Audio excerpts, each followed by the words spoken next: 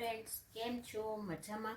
તો આજના નવા વિડીયોમાં તમારું સ્વાગત છે. અને આજે આપણે લીલા વટાણાને કેવી રીતે લાંબો સમય માટે સ્ટોર કરવાના છે એ જોવાનું છે. તો ચાલો વિડીયોમાં બની રહો અમારી સાથે.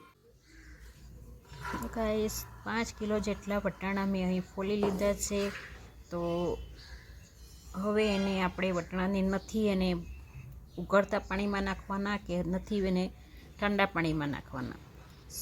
એકદમ સીધી અને સરળ રીતે આપણે આ વટાણાની પ્રોસેસ કરવાની છે. તો બસ આ રીતે કોટન કપડું લઈ લેવાનું છે અને વટાણાની અંદર ભેજ ન રહી જાય એના માટે આપણે બધા વટાણાને કોરા કરી લેવાના છે. તો તમે જોઈ શકો છો સરસ એવા આપણા વટાણા કોરા થઈ ગયા છે.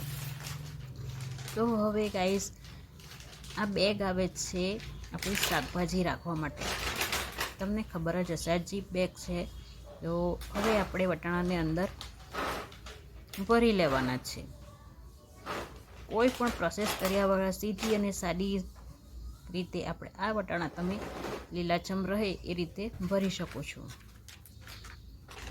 તો ફ્રેન્ડ્સ, આ વિડીયો કેવો લાગ્યો અને કોમેન્ટ કરી જરૂરથી જણાવજો. લાઈક, શેર, સબસ્ક્રાઈબ કરવાનું ભૂલતા નહીં. તો આ રીતે આપણે બધી બેગો ભરી તૈયાર કરી નાખીશું.